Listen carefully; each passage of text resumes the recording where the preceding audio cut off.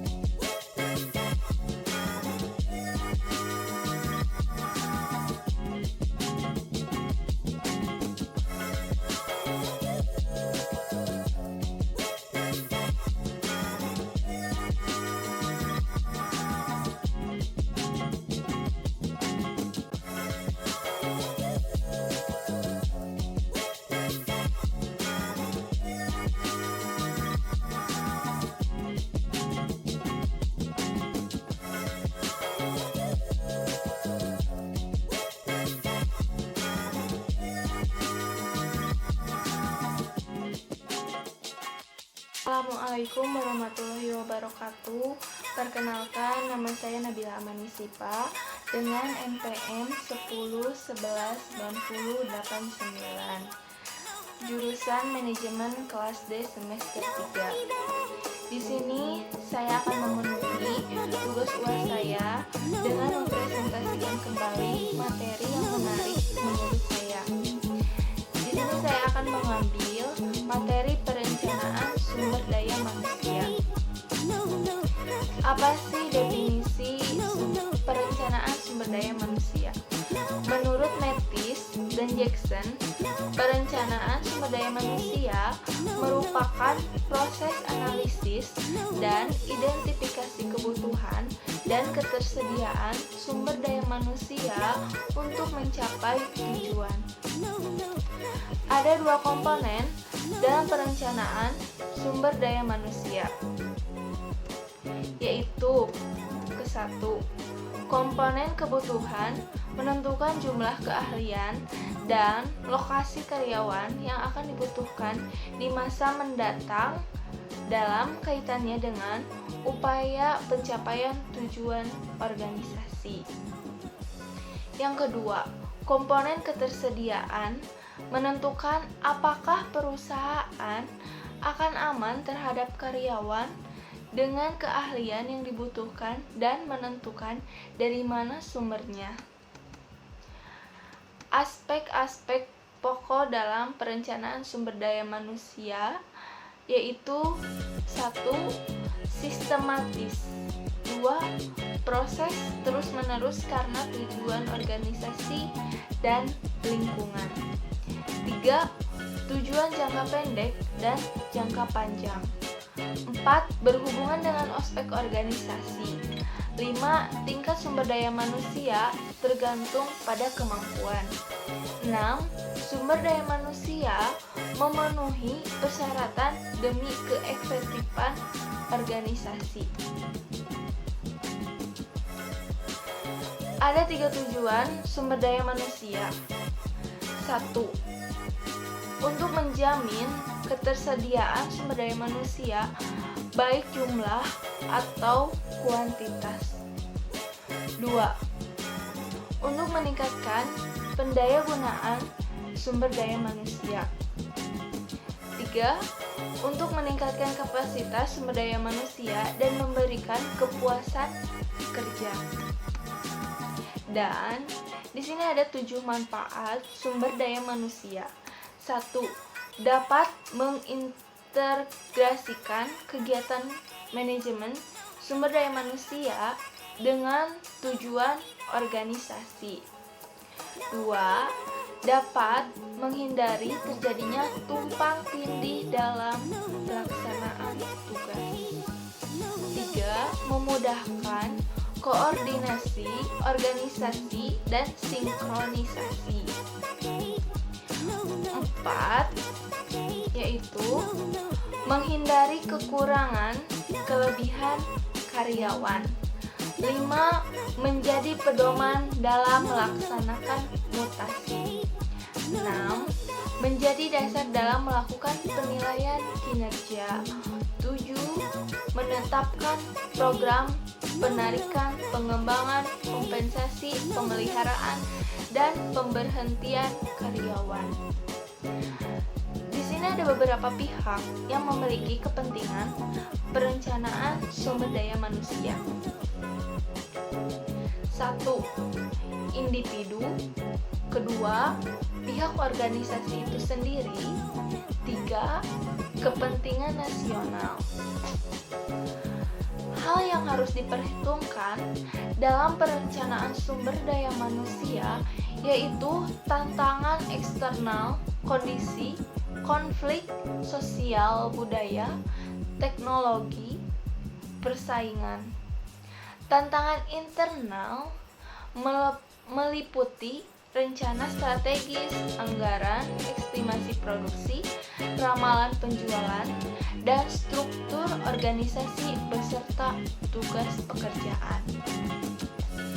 Situasi internal ketenagakerjaan. Situasi internal ketenagakerjaan dalam setiap organisasi selalu dinamis akibat dari pengunduran diri, PHK, meninggal dunia, dan pensiun. Faktor apa saja sih yang menentukan jumlah karakteristik dalam kemampuan sumber daya manusia? 1. Perubahan visi dan misi tujuan yang kehendak dicapai. 2. Perubahan strategi pada tingkat organisasi. 3. Tingkat persaingan dalam industri. 4. Perubahan lingkungan makro. 5. Perubahan kapasitas organisasi. 6. Perubahan dalam angkatan kerja. Selain itu, ada proses perencanaan sumber daya manusia. Yang ke-1, meramalkan sumber daya manusia yang akan datang. 2. Proyeksi persediaan sumber daya manusia yang akan datang. 3. Membandingkan kebutuhan yang diramalkan dengan persediaan. 4. Merencanakan kebijakan dan program untuk pemenuhan sumber daya manusia. 5. Menilai keefektifan sumber daya manusia. Pembahasan selanjutnya menganalisis kebutuhan sumber daya manusia, peramalan kebutuhan. Analisis beban kerja, analisis tenaga kerja, menghitung tingkat absensi. Langkah pokok dalam perencanaan sumber daya manusia. Tujuan: penetapan tujuan yang dikehendaki. Tindakan: menentukan kondisi saat ini. Sumber daya: mengidentifikasi faktor yang mendukung. Implementasi: pengembangan tindakan.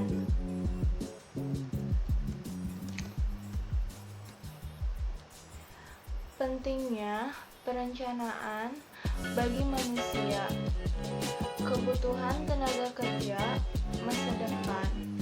Perencanaan sumber daya manusia dipastikan bahwa orang-orang ada dapat membantu kelancaran operasi organisasi. Mengatasi perubahan jangka pendek atau panjang sumber daya manusia penting untuk mengatasi perubahan yang terkait dengan faktor lingkungan eksternal. Perekrutan personil yang berkompeten. Tujuan lain dari perencanaan sumber daya manusia adalah untuk merekrut dan memilih personil yang paling mampu untuk mengisi lowongan pekerjaan yang sesuai. Pengembangan sumber daya manusia dapat membantu mengidentifikasi persyaratan keterampilan untuk berbagai tingkat pekerjaan. Pemanfaatan sumber daya manusia yang tepat mengukur bahwa organisasi memperoleh dan memanfaatkan tenaga kerja secara efektif.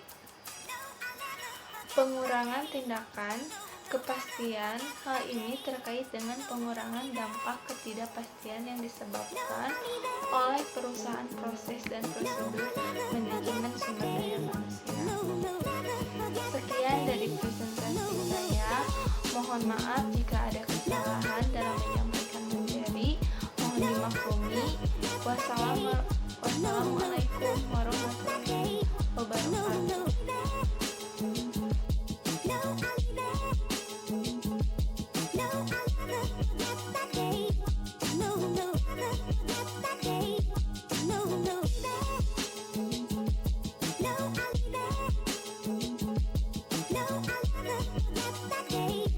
No.